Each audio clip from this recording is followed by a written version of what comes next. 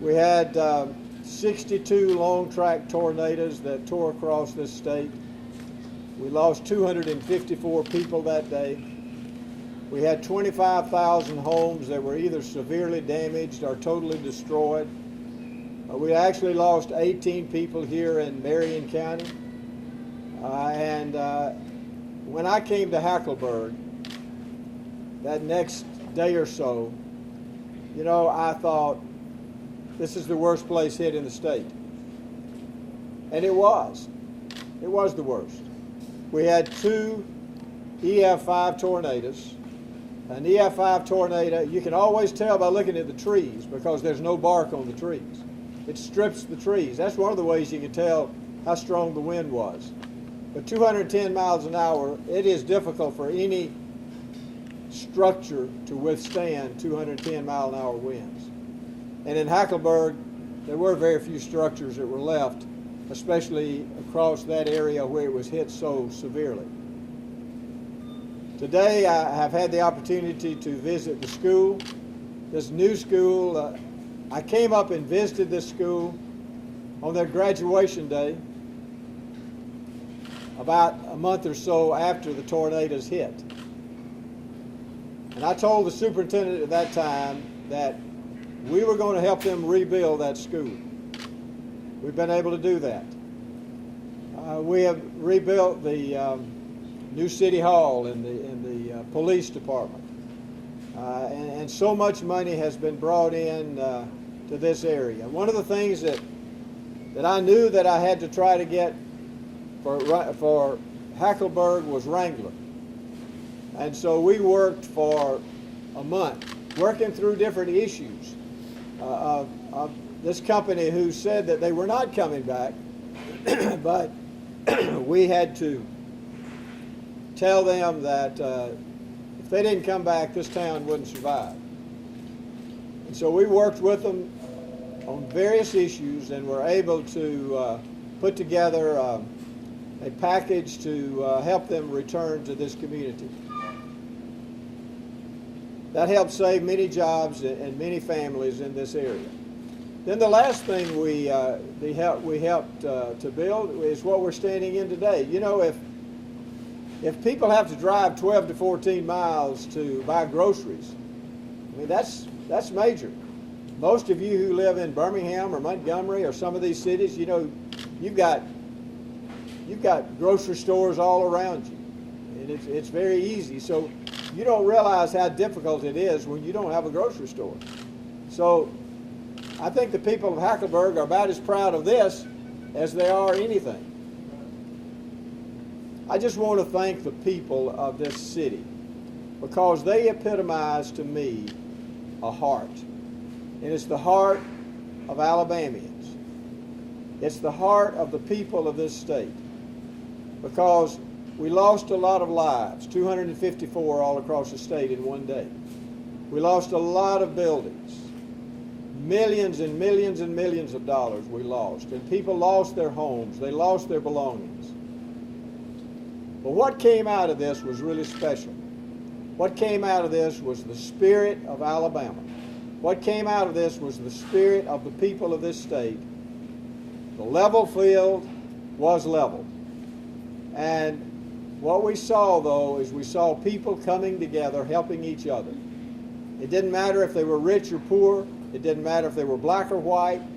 Nothing mattered except people trying to help people. And of all the things that have come out in the last 5 years is the resiliency of this state and the attitude and the heart of the state of Alabama. And that's what I'm the proudest of. I'm so proud of the people of this state. And I'm proud of Alabamians because I know other parts of the country are great, but there is not a greater spirit in this world or in this country than is here in the state of Alabama. And here in Hackleburg, to me, is the poster child of that. So I'm very proud of that. So even though we've gone through difficult times, I don't want us to dwell on the difficult times.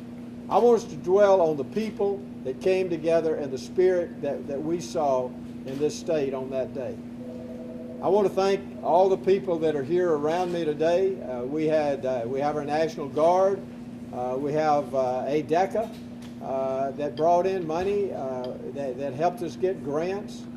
Our local economic developers, and I particularly want to thank our first responders, those that were here that day immediately to do the search and research effort to help people, to help them with their injuries.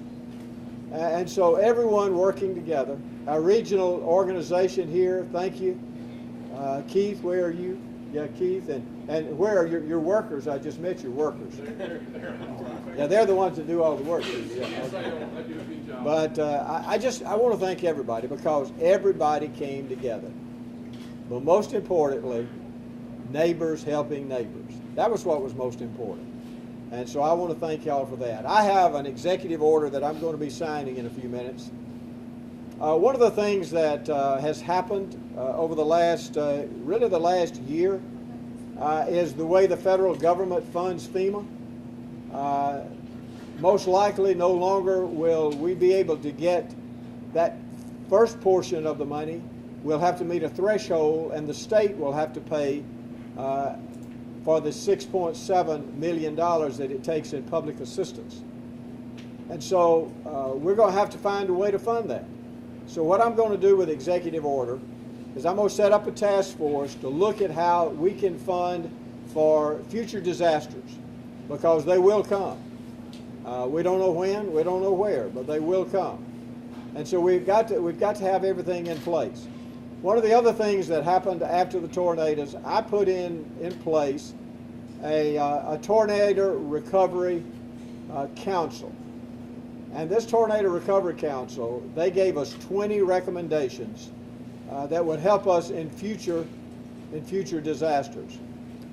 Out of those 20 recommendations, we have been able to put into place at least 13 of those. But there are others that we have not been able to put in place. Some of it has to do with legislation and home fortification and things like this. But most of the things we took. When we put a task force in place, they give us good recommendations. We want to take advantage of that, and that's exactly what we've done. So this executive order will put together a task force to look at how we continue those recommendations from the TRAC, from the Tornado Recovery Action Council, and also to try to decide with a program that we already have in this state, which is a disaster fund that the legislature set up in 2009. Unfortunately, they didn't put any money in it. So we need to find ways that that can be funded. So we want to put into place, we've done a great job, everyone's done a great job in preparing for the next disaster, and we use those. All those things that we learned with tornadoes, we've used them in ice storms and other tornadoes, potential hurricanes, so we've used those already. But what we want to do is to continue that process, make Alabama, as it already is, the best state in the country to respond to natural disasters. We want to make it even better. One of the things that I haven't mentioned, with the mitigation dollars that we got in this state, we got $72 million of mitigation dollars. And I instructed Art Faulkner, who is my EMA director, to put $59 million of that into safe rooms across the state, because I truly believe that safe rooms are the only way you can save lives when it comes to 210-mile-an-hour winds. We saw an example of that about 3 or 4 months ago in Saps, Alabama, which is down close to Aliceville. I visited that area after a tornado had come through and destroyed most of the homes in that area.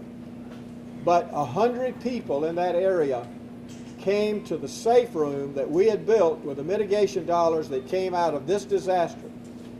And 100 people's lives were saved because of that. So that's what we want to do all over the state. We have approved right now about 4,300 safe rooms across the state. We've already built almost 3,000. So we have about 1,000 left, and we're going to continue to do that. So this program that I'm going to put together and the advisory committee that we're going to put together here will help us continue to advance safety for the people of this state. So that's what I'm going to be signing today. And do we have our executive order?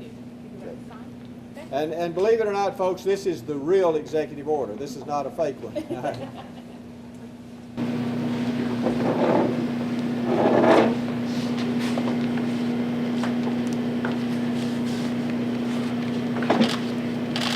All right. All you guys that are involved in this, that you know of, gather around us here. Okay.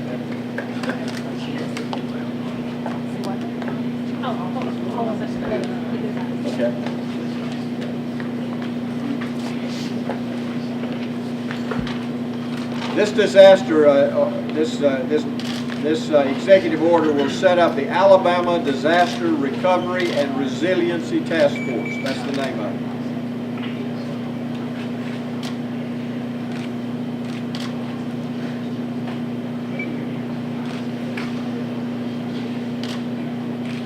Everybody look here and smile. Are you ready? Yes, sir.